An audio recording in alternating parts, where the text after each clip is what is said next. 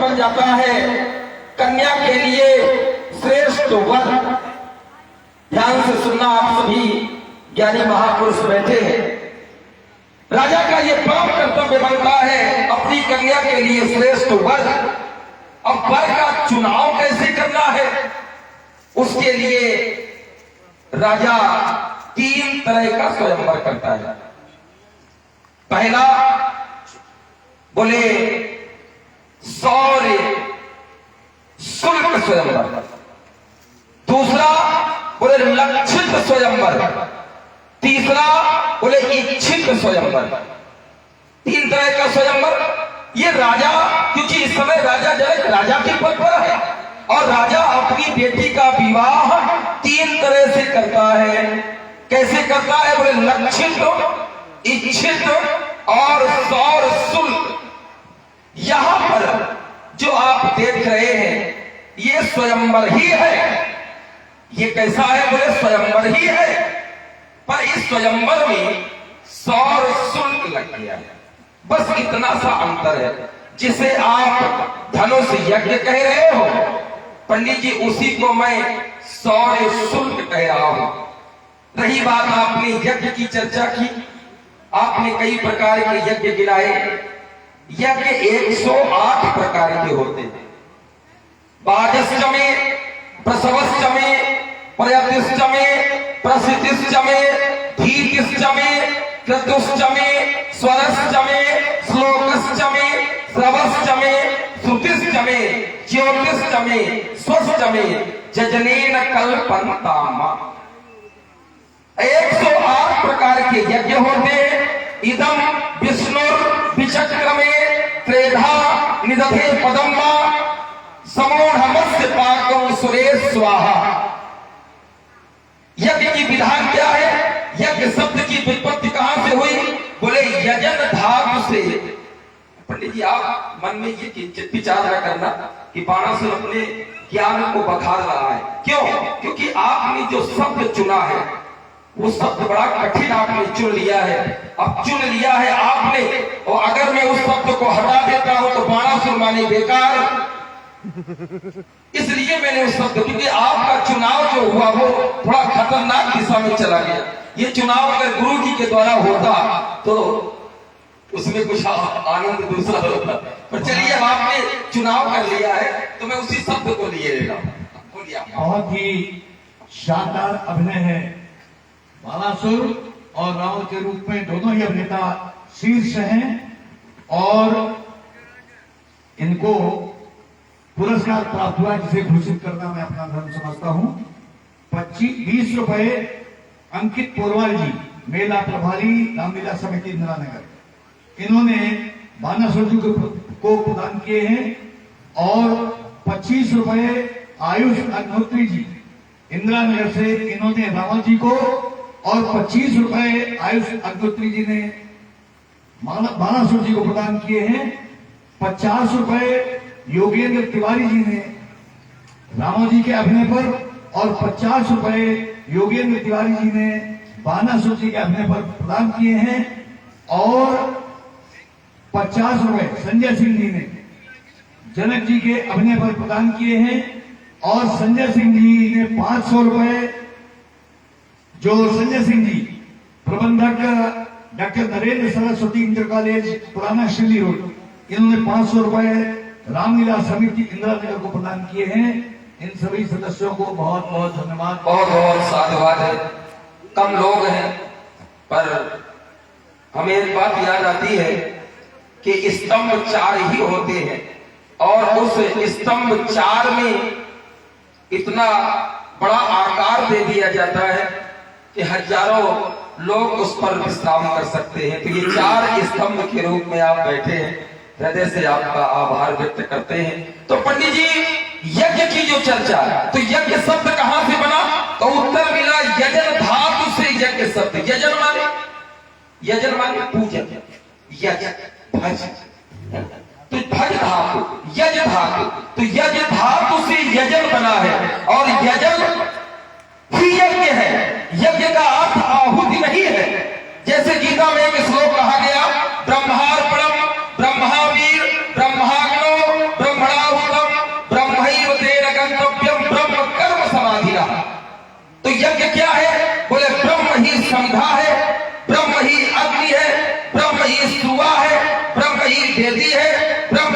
आचार्य है, ब्रह्म ही आहुति है और ब्रह्म ही उसका फल है। वहां पर ना तो अग्नि का ना वहां सुआ का कोई साकार रूप नहीं है, वो भी यज्ञ है। यज्ञ के कई रूप हैं। यजन धातु से यजन करना यज्ञ है। जैसे कहा गया अतिथि देवो भव, अतिथि देवता के समान है, तो एक यज्ञ है अतिथि यज्ञ, एक यज्ञ भूत यज्ञ। ये भूत यज्ञ भी है, अतिथि यज्ञ भी है। अब अतिथि यज्ञ का अर्थ कैसे लगाओगे? क्या अतिथि की आहुति डालोगे? अतिथि का सम्मान करना, अतिथि का यजन करना, अतिथि का पूजन करना, ये भी यज्ञ है। तो यज्ञों की आपने पंडित जी चर्चा की, हमने थोड़ी लंबी कर दी है। चलिए आपसे भी कुछ जानना चाहते हैं और बड़ा अच्छा लग रहा है आपके इस स्वरूप को देखकर। हृदय से हमारी ओर से शुभकामनाएं पंडित जी आपके लिए। बहुत बहुत आगे बढ़िए आप और जोरदारी से ताली बजा करके हमारे पंडित जी का सम्मान करेंगे। आइए जरा जहां से आपने समाप्त किया है मैं वहीं से प्रारंभ हो रहा हूं। आपके द्वारा बताया गया कि यज्ञ धातु से यज्ञ शब्द बना है, जिसका अर्थ है पूजन करना। किसी के पूजन करना ही यज्ञ कहलाता है। आपने 108 प्रकार के यज्ञ गिनवाए हैं। बिल्कुल सत्य है, 108 प्रकार के यज्ञ के होते हैं, लेकिन उनके करने की विधि दो माध्यमों से, या तो श्रौत या तो स्मार्त। श्रौत माने होता है शुद्ध अर्थात श्रुति वेद, और स्मार्त माने स्मृति अर्थात पुराण। ये 4 वेद 18 पुराणों के अलावा यदि कहीं से आते हो, मेरे संज्ञान में ऐसा है नहीं, यदि आते हो मेरी दृष्टि में ऐसा नहीं होता। इनके अंतर्गत ही सारे 108 यज्ञ वर्णित है, बताए गए हैं। तो श्रौत यज्ञ होते हैं और स्मार्त यज्ञ होते हैं। आपके द्वारा जो विधि बताई गई है वो भी बिल्कुल ठीक है, लेकिन मैंने यज्ञ के कुछ लक्षण जाना रखे। यज्ञ के लक्षण क्या होते हैं तो शास्त्रों से ही उत्तर मिला है। यज्ञेश देवेश प्रतिष्ठानाम संगतकरणम दानेषु च, ये यज्ञ के लक्षण होते हैं। यज्ञ कैसा होता है बताया गया, जिसमें देव की प्रतिष्ठा, जिसमें संतों का सत्संग हो और जिसमें दान की विधा हो। मैंने इसीलिए प्रश्न किया था, मुझे यहां पर प्रतिष्ठित मूर्ति का खंडन कराया जा रहा था। प्रतिष्ठा 16 पीढ़ी पूर्व नपत देवराज के समय पर हो चुकी थी, जिसका पूजन मिथिला के 16 पीढ़ियों से होता आ रहा था। परंतु आज राजा जनक के द्वारा ऐसी कौन सी नवीन खोज कि प्रतिष्ठित मूर्ति का खंडन कराया जाए और उसका नाम दे दिया जाए धनुष यज्ञ। जब पहली ही विधा में ये मुझे विधित होता नहीं दिखाई दिया, पहली ही विधा पूर्ण होती नहीं दिखाई दी, तो मैंने प्रश्न किया था ये कहां से जना। इन 108 प्रकार के यज्ञों में जो आपने बताए हैं, कहीं भी धनुष यज्ञ जैसा यज्ञ आज तक के इतिहास में नहीं किया गया। दूसरी बात, आपके द्वारा कहा गया कि यदि राजा अपनी पुत्री का विवाह करता है तो 3 प्रकार से करता है। बिल्कुल सत्य है, राजा 3 प्रकार से करता है। कब? जब स्वयंवर का आयोजन किया जाता है। कुछ राजा बिना स्वयंवर के आयोजन के भी पुत्री का विवाह संतों के माध्यम से, संतों के द्वारा बताए गए निर्देशानुसार करते हैं। जैसे एक उदाहरण राजा हिमांचल के द्वारा अपनी पुत्री का विवाह किया गया। अपनी पुत्री पार्वती के विवाह में उन्होंने न सौर शुल्क मांगा, उनकी भी कन्या सामान्य नहीं है। या देवी सर्वभूतेषु गौरी रूपेण संस्थिता, वो भी सामान्य बालिका नहीं, लेकिन उन्होंने किसी प्रकार का कोई शुल्क नहीं मांगा। क्यों? क्योंकि उनको बतला दिया गया था कि इसका वर कौन हो सकता है। मेरी दृष्टि में राजा जनक को भी शायद बतला दिया गया था। मैंने जाना है जिस समय जानकी का जन्म हुआ था तो वही मुनि इस गंगा देखने आया था। उसने बताया था कि ये राजा जनक आपकी बालिका सामान्य बालिका नहीं है। कौन है? तो कहा गया था योग माया भी सीते भी जाता हुए तपश्वरी अत्यस्तम राघवायैव देव सीताम सप्रयत्नता। जिस कन्या के वर का नाम कन्या के पिता को बतला दिया जाए, वर का ही नाम नहीं उसके कुल का भी नाम बताया गया था। जातो राम इतिर ठाको माया मानुष वेश था अत्यस्तम दशरथ भूपा चतुर्थ परमेश्वरा। जो माया मनुष्य है, आपकी कन्या योग माया है और उसे उसी माया मनुष्य को देना है जिसने राजा दशरथ के घर में अपने 4 अंशों के सहित अवतार लिया है। राजा हिमाचल को बताया गया था, उन्होंने कोई शुल्क नहीं मांगा, सीधे जाकर के उस व्यक्ति के साथ। लेकिन यहां पर राजा जनक को बतलाया गया, लेकिन राजा जनक ने उन वचनों पर ध्यान न देते हुए इनको खंडन कराने का, एक प्रतिष्ठित व्यक्ति को खंडित कराने का निर्णय ले लिया। ये बात मुझे ठीक ठीक समझ में नहीं आई। चलिए, बढ़िया, बहुत अच्छा और बहुत सुंदर आपने वक्तव्य किया है। आपने कहा कि श्रौत यज्ञ और स्मार्त यज्ञ। देखिए, अब आपने यज्ञ से प्रारंभ किया है, तो यज्ञ तो हम तब तक नहीं छोड़ेंगे जब तक आप नहीं छोड़ेंगे, क्योंकि शुरुआत आपने की है। अब यज्ञ तो हम छोड़ेंगे नहीं, बाकी अन्य आपने चरित्र वो बिंदु रखे और उस पर मैं चर्चा करूंगा। आपने कहा श्रौत यज्ञ और स्मार्त यज्ञ। बिल्कुल बिल्कुल बिल्कुल वीरदस्ती होगा, आप मैं समझ रहा हूं ऐसी बात। अब चर्चा बहुत अच्छी आ गई है। और जब हम यहाँ आए थे तो ये हुआ कि रावण बाणासुर का हम लोग ज्यादा सुनना चाहते हैं, तो अब थोड़ा बहुत तो हो ही जाए महाराज। और प्रयास ये कर रहे हैं कि नई बातें हो, आपको लगे भाई यज्ञ धनुष यज्ञ है, बहुत सुंदर प्रश्न है और ये साधारण प्रश्न नहीं है, मैं उसी का उत्तर कर रहा था और उसको आप थोड़ा सा श्रवण करें। इसके बाद तो जिसके लिए हम लोग जाने जाते हैं। आपने कहा श्रौत यज्ञ और स्मार्त यज्ञ। श्रौत यज्ञ श्रुति प्रतिपादित। अब आप विचार करना, ऋग्वेद, यजुर्वेद, सामवेद और अथर्ववेद, ये चारों वेदों ने जिस समय मनीषियों ने इन मंत्रों की गणना की तो मंत्रों में पाया कि 1,00,000 मंत्र है चारों वेदों में।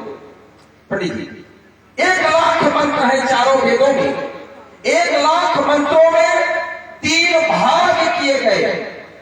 3 भाग 80,000 मंत्र कर्मकांड के लिए दिए गए।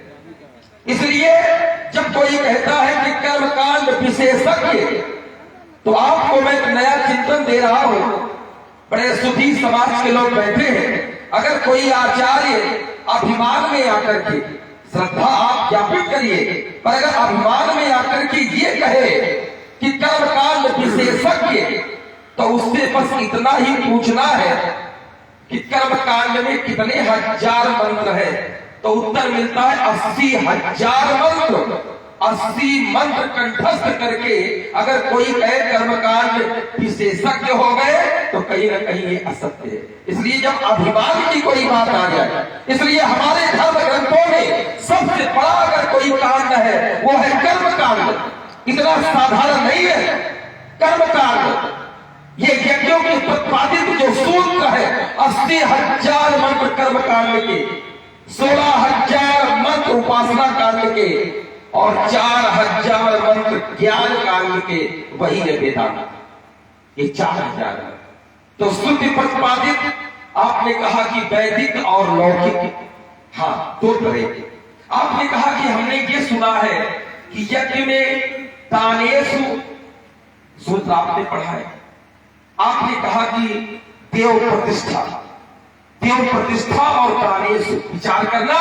यहां तो हमें कुछ दिखा नहीं, यही तो आरोप आपने लगाया कि यहां तो हमें कुछ दिखा नहीं, ना देव प्रतिष्ठा दिखी और ना दान दिखा।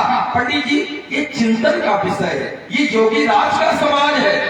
देव प्रतिष्ठा आपको नहीं दिखी, 16 पीढ़ियों से ये पूजित होते चले आ रहे हैं।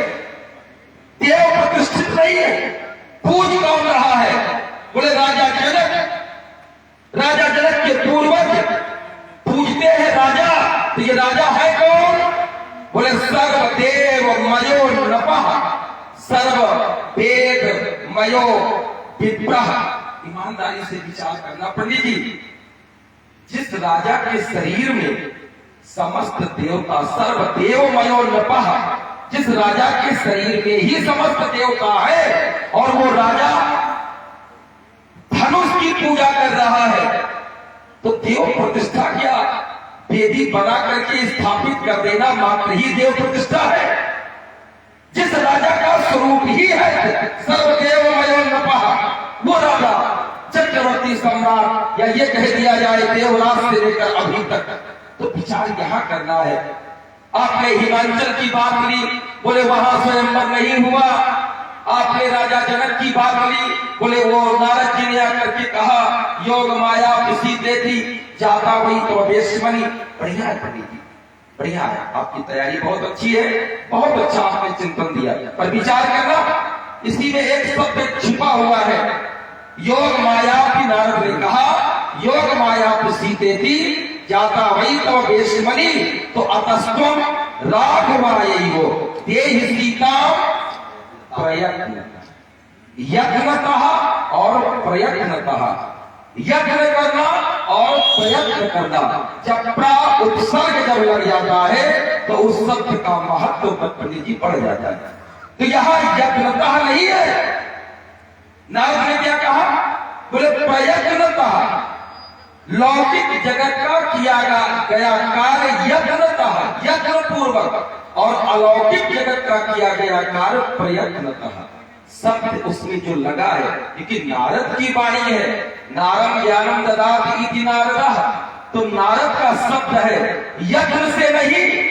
ये तो तुम्हारी कन्या यत्न के द्वारा नहीं, प्रयत्न के द्वारा, प्रयत्न के द्वारा 12 वर्षों का काल हर कर प्रयत्न किया गया। अलौकिक दिव्य कन्या प्रयत्न, तो राजा जनक प्रयत्न के द्वारा। अब प्रयत्न की विधा अलग अलग हो सकती है। राजा जनक के मस्तिष्क में आया ये प्रयत्न, तो ये प्रयत्न पर लक्ष्य वही है, लक्ष्य वही है, उद्देश्य वही है। राजा जनक कहीं अलग नहीं जा रहे, बस आपको लग रहा है, पर ये यत्नतः और प्रयत्नतः, यही राजा जनक का प्रयत्न है। सोई पुरारी को दंड कठोरा, राज समाज आज जो तोड़ा, तो त्रिभुवन जय समेत वैदेही। मेरा ध्यान चला गया कि राजा जनक के विरोध में क्यों खड़े हैं पंडित जी। उसका एक कारण है, क्योंकि त्रिभुवन जय समेत वैदेही, त्रिभुवन का विजेता होगा जो धनुष को तोड़ेगा, और त्रिभुवन के विजेता है ये, और इनका पद चला जाएगा। छोटा सा पद जब किसी का जाने लगता है तो तिलमिलाहट होती है। क्या बात? जब छोटा सा गांव का एक पद जाता है तब तिलमिलाते हैं, तो त्रैलोक का पद जा रहा है। तो ये तिलमिलाहट, अगर धनुष टूटेगा, त्रैलोक का प्रमाण पत्र मिल जाएगा उसको, तो हम हो जाएंगे खाली, तो हम तोड़ने ही नहीं देंगे, राहु केतु बैठा देंगे, राजा जनक के प्रण में अवरोध करेंगे। तो पंडित जी प्रण में अवरोध अब चलने वाला नहीं, अब हो जाओ सावधान, बहुत देर हो गए तुम्हारा सुनते सुनते। अब है रावण बाण और महाभक्त, इसलिए अब सावधान हो जाओ। मैं काल चक्र में महाकाल, ज्वालाओं में मैं महाज्वाल, तूफानों से लड़ने वाला, अंगारों पर है गतिविशाल, प्रचंड सौर विदर्भों में ये खंडों को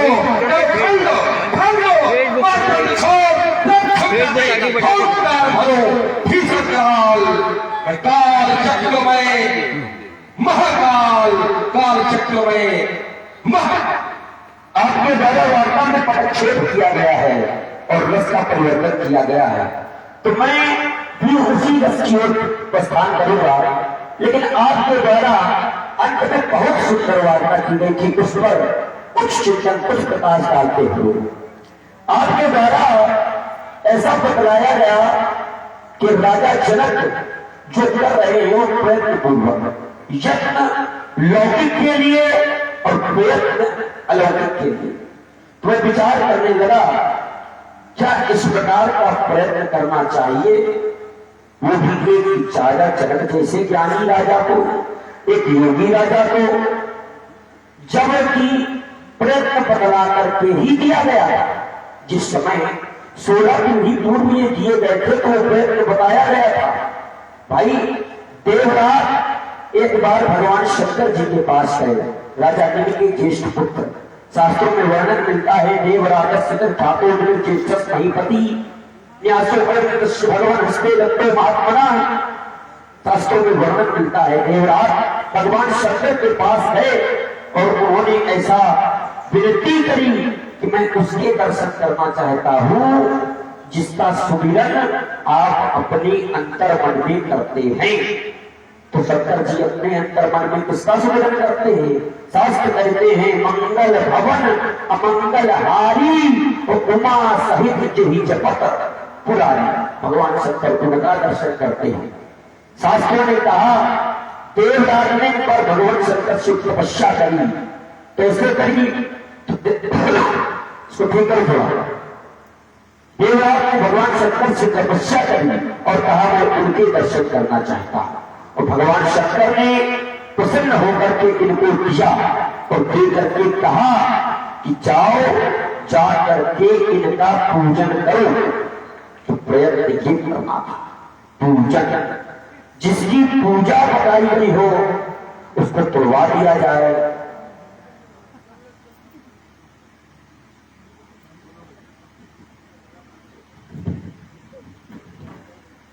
रामन जी और बालासुर के शानदार अभिनय पर यहाँ नगर की उपस्थित मैडम शोभा जी ने 100 रुपए लंकेश जी के शानदार अभिनय पर और मैडम शोभा जी ने 100 रुपए बालासुर जी को प्रदान किए हैं। हमारी सभी की तरफ से उनका हार्दिक स्वागत, वंदन, अभिनंदन। भाई शंकर भगवान जगत गुरु है। वंदे भूत गुरु शंकर रूपेण। और गुरु पर विश्वास न किया जाए। गुरु कहे पूजा करो और विद्यार्थी उसको तोड़वा दे। ये बात ठीक समझ में नहीं आती। मैं विचार कर रहा हूं श्रीमान बाणासुर जी कि मैं किसे दोषी कहूं, तुम्हें या राजा जनक को? मैं किसे दोषी कहूं, तुम्हें या राजा जनक को? क्योंकि एक भी शैव यहां असली नहीं। ये धारण किए हैं शैव चिन्ह मस्तक पर, लेकिन आस्था सब मिलकर उसको तोड़वाने पर लगे। लेकिन आस्था शिवधनुषे नहीं है वही अंधेर नगरी जहां सांकल्य जैसा ऋषि समर्पित हो गया। और योग का नाटक, मैं तो नाटक ही कहूंगा, योग का नाटक दिखावे के लिए था। हाँ सुधरुआ वीर जिसमें खो गया। अरे सत्य को सर पर लिए ये झूठते हैं। अब धर्म के ये पक्षधर सब बन रहे हैं। राज सत्ता भी इन्हें प्यारी बहुत है और पांव सत्ता में जनक के फंस गए हैं। चीखने को लाख चीख है ये प्रजा, सखी परंतु बन राव न कदई। अरे चीखने को लाख चीख है ये प्रजा, पर जनक तो आज हंसा पर अरे हैं। तो देखिए वातावरण कब गर्म हो, क्योंकि रात में सोने बड़े छिछले गए हैं। और अगर रोकना चाहते हो तो बांध दो, तो शुभन का पांडा होने न पावे। इस सुख भूमियों के पिछाड़ को फंसने न पावे। मैं जगत का सैव हो भगवान कथा जानता हूँ। राज सत्ता की काफी रही है, मैं केवल इसको चलाना जानता हूं। कांप जाते भूधर, दहल दिग्पाल जाते, ये तो इस समय से शीश थपराते हैं। अरे धीर बन जाते, अधीर देखते ही ग्रस्त, ये नरकी कहे क्या, ये देव दानव सटाते हैं। अवधेश होते मानियों के चूर चूर मान, शक्तिमान शत्रु के समूह भय खाते हैं। अरे सामने न आते, दूर से ही दूर जाते भाग। अगर कहीं पाड़ेस के नयन बन जाते हैं तो फिर ये देखो सोनपुर नहीं है, ये मिथिला है। तो फिर मिथिला में होगा बुरा हाल। भटमानी का से भरेगा संसार आज ये जौहर जोश जवानी का। अब अगर अकेले डर लगता हो तो सोनितपुर को खबर करा लो, हिरणा कश्यप हिरण्याक्ष लगा लो, प्रहलाद विरोचन को जगवा लो, अस्त्र शस्त्र में धार धरा लो। और फिर मत कहना खबर नहीं थी, इस सिकंदर को सफर नहीं थी। हाय हाय कुछ कर न सके उस लंकेश पर भटमानी का। मरोगे बेटा मेरे हाथों तो घर ढूंढोगे नानी का। अच्छा, नानी का घर। अभी अभी अभी आपका व्यवधान के लिए क्षमा। अभी मैंने घोषणा की थी, मैं अपनी उस उद्घोषणा में थोड़ा सा शामिल करना चाहूंगा। और खुशी है मुझे कि मैडम शोभा जी का नाम मैंने लिया था, 100 रुपए लंकेश और 100 रुपए बालासुर जी के अपने पर उन्होंने दिए थे। मुझे कहते हुए खुशी हो रही है कि madam Shobha ji Birla open mind international school की प्रिंसिपल हैं और इस पद को सुशोभित ही नहीं बहुत ही गरिमामय तरीके से उसको निर्वाह कर रही हैं। हमारे नगर की हैं, हम उनके प्रति अपना सम्मान व्यक्त करते हैं। बहुत सुंदर। करतल ध्वनि से एक बार स्वागत करें। इस समय जो ये उपस्थित है ये विदुषी के रूप में, एक क्योंकि मिथिला की समाज है और कहीं न कहीं गार्गी और कात्यायनी के स्वरूप में विराजमान है हमारी बहनें। तो साधुवाद है। क्या कह रहे थे फिर तो नानी का? अच्छा, नानी के घर नन्यौरे की बात है। पितरे की नथुनी माँ, पितरे की नथुनी माँ, इतना गुमान और सोने की होती तो चलती उतान। हुआ दशा तुम करे हैं? जब 50 ग्राम के हो तब पहाड़ उठाया और जब हुई जाइए तब का दशा हुई हम लोगों थाड़े न हो गया।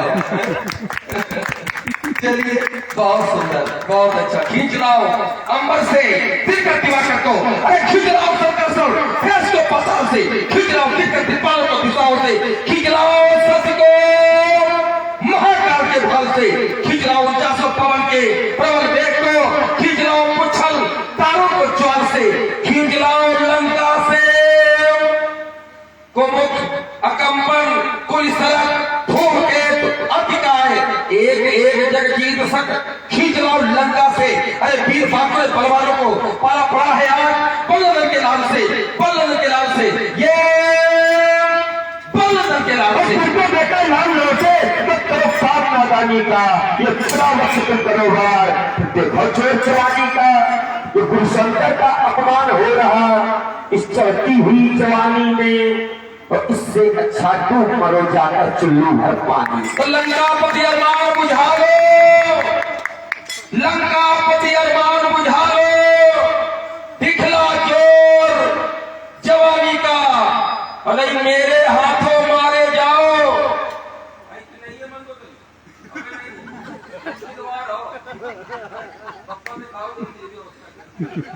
मेरे हाथों मारे जाओ, क्या होगा मंदोदर रानी का? अगर अकेले डर लगता हो लंका का को थोड़ा उठा दो, इंद्रजीत बेटा बुला लो, चंद्रहास में धार धरा लो, फिर मैं गहरा खबर नहीं थी, बारासुर को समझ नहीं थी।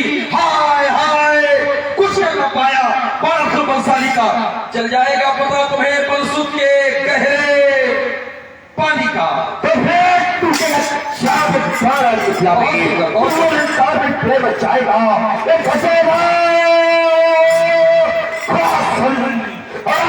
राम महाराज साल से चिन्ह में उभारा जाएगा। जवाब हो जाएगा मेरी को सारी सौर शक्ति का द्वारा फूट जाएगा।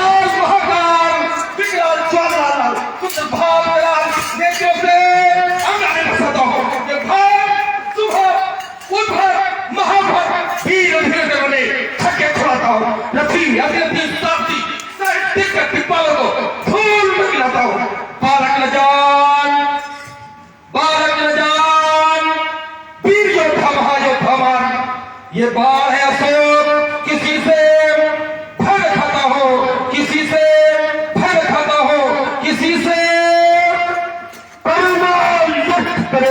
अस्पताल में कर गई। हरा हल्का बड़ा प्यारे सहते शेष आ गई हिमालय हो थोड़ा सही कर भूतन की शक्ति भाई परंतु भार फूटन पर करूंगा अब क्रोध की जब अति हो जाए तो विनाश निश्चित है। परमात्मा का एक वाक्य मुझे याद आता है, क्रोधात् भवति सम्मोहः सम्मोहः स्मृति विभ्रमः स्मृतिभ्रंशात् बुद्धिनाशात् प्रणश्यति। जब क्रोध की अति हो जाती है तो कहीं न कहीं विनाश दिखने लगता है। और इस समय क्रोध की ज्वालामुखी रावण बाण महाभक्त, विचार यहां करना है कि क्या रावण बाण महाभक्त इसलिए कि कन्या के विवाह में बाधा पहुंचाए? कैसी वीरता, क्या ये वीरता है? इसी को वीरता कहते हैं। कन्या का हो रहा हो विवाह, पिता आंखों में आंसू लिए बैठा हो, माता आंखों में आंसू लिए बैठी हो, कन्या सभी का मुख देख रही हो और वहां हम कहें हम बड़े वीर हैं, हम कहें हम बड़े धनवान हैं। नहीं, हम कितने भी धनवान हो, कितने भी पद प्रतिष्ठा पर हो, कितना भी हमें बल हो, पर हमारा नैतिक परम कर्तव्य उस कन्या के लिए समर्पित हो जाए, उस माता पिता के लिए समर्पित हो जाए। इससे बड़ा और कोई परोपकार नहीं हो सकता है। इसलिए अगर के ज्ञानियों ने कहा कि रावण बाण महाभक्त, हाँ हूं मैं महाभक्त, हूं मैं महाभक्त, रावण भी महाभक्त तो मैं भी हूं महाभक्त। तो जरूरी है कि है ही निकल चलो मिथिला के बाहर, देखे कितने छाती में बाल। रंग भूमि नहीं बनना है क्योंकि यह रंग भूमि है। हमारा तुम्हारा परम कर्तव्य है कि इस समय हम जनक का सहयोग करें। कन्या के विवाह में सहयोग न कर सके कोई बात नहीं, विरोध करने का भी हमारा कोई अधिकार नहीं बनता। इसलिए अब एक काम किया जाए, महाभक्त के सामने अगर एक महाभक्त हट जाएगा तो दूसरा महाभक्त अपनी जोड़ में पाएगा नहीं, अपने आप चला जाएगा। इसलिए सुख पाता रहा जो सदा जग में, आखिर में दुख पाना पड़ा। पछताया नहीं जो कभी भी कहीं उसे अंत कोई फूल न बाग में ऐसा खिला, खिल के न जिसे मुरझाना पड़ा। विधि का ये अटल विधान रहा, जिसे आना पड़ा उसे जाना पड़ा। ये संसार का नियम है और जाना पड़ेगा, क्योंकि मौत न छाने से बेन दधीज को, मौत न छाने से जोगी और साई को, मौत न छाने से भानु महीप को, मौत न छाने से रंग और राई को, मौत न छाने से रावण को, जो काल को खाक में खींच बधाई। बेनी कहे जग बीत गयो पर मौत निगोरी को मौत न आई। जाना सभी को पड़ेगा, इसलिए बाण भी सभा से जा रहा है, धनुष को भी जाना है। और आज ये दो टुकड़े होंगे धनुष के, पर दो से एक करने के लिए अपने आप को बलिदान देने जा रहे हैं। ऐसे अजयों को पुनः मेरी ओर से प्रणाम। पंडित जी आपको भी नमन है और सभी सभासदों एक बार दोनों हाथ उठा करके बोलिए शंकर भगवान की जय जय महाकाल की। अभी आप देख रहे थे श्री अशोक पांडे जी को, बाणासुर के शानदार अभिनेता, बहुत ही उत्कृष्ट अभिनय, आपकी भूरी भूरी प्रशंसा करते हैं हम सब। श्रीमान अशोक पांडे जी महाराज बाणासुर बढ़ रहा था जिस मार्ग की ओर। साथ में ही रावण के किरदार में आप देख रहे हैं श्री अभय शुक्ला जी को। अभय शुक्ला जी एकदम युवा, आप 3 उन्हें कह सकते हैं, लेकिन जितना शानदार अभिनय अभी उनका है तो आगे भविष्य में वास्तव में बहुत उनसे आशाएं हैं और बहुत अच्छे अभिनेता। आपका भी हम सभी अभिनंदन करते हैं, उनके लिए तालियां। अवधेश शुक्ला जी लंकेश के रूप में बढ़ रहा था जिस मार्ग की ओर, उस मार्ग में बाधाएं आना स्वाभाविक है। बाणा रूप की एक बाधा आई और आकर के चली गई। मुझे पुनः उसी मार्ग की ओर बढ़ जाना चाहिए जिसके लिए मैंने अपने जीवन की नहीं, अपने पारिवारिक जनों के जीवन की नहीं, अपने देश की पूंजी को दांव पर लगाया। संसार में जिसने भी जन्म लिया है अपनी मुक्ति का साधन चुराना चाहा है। मैंने एक बार संतों से पूछा कि मुक्ति के साधन क्या है।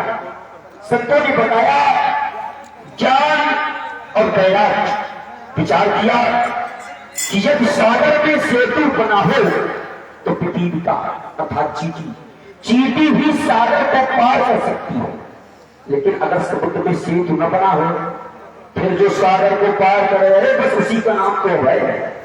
विचार करने लगा और साधना की अमर ज्योत में जीवन सारा जला दिया, फिर रक्त ले लिया ऋषियों का और भट मिथिला में जला दिया। उससे जो पुत्री जन्मी सीता फिर नाम कहा दिया। ये सीता परम पुनीता है, ये आदि शक्ति जगदम्बा है, इसकी ये अजब कहानी है, इसकी ये अद्भुत माया है। इस धनुष यज्ञ के आयोजन में आज ब्रह्म भी आया। 100 रुपए का पुरस्कार प्रत्येक बालासुर और लंकेश के अभिनय पर madam Shobha ji, principal Birla open mind international school, उनकी तरफ से लंकेश और बालासुर के अभिनय पर 100 रुपए, 20 रुपए समीर अवस्थी जी ने लंकेश के अभिनेता को प्रदान किए हैं, 50 रुपए राजा बाबू जी ने रावण के अभिनय पर और 50 रुपए राजा बाबू जी ने बालासुर के अभिनय पर प्रदान किए हैं। इन सभी महानुभावों को बहुत बहुत धन्यवाद। साधु अगर समुद्र समाना बिन पर चले सुने बिन गाना कर्म करे विधियाना, ऐसा चरित्र रचा भगवाना जो कर इनका ध्यान लगावे मनोवांछित फल पावे। ऐसी इनकी अजब कहानी, ऐसी अद्भुत माया इस धनुष यज्ञ के आयोजन में आज ब्रह्म भी आया। तो चले हमारे सहारे दर्शक कर लो, दर्शक मिलने वाले हैं जो है माला घुमाने वालों, कभी देखा है नारायण को? जो है घंटी बजाने वालों, कभी देखा है नारायण को? अरे मालाएं घुमाते घुमाते मालाएं टूट गई होगी, घंटियां बजाते बजाते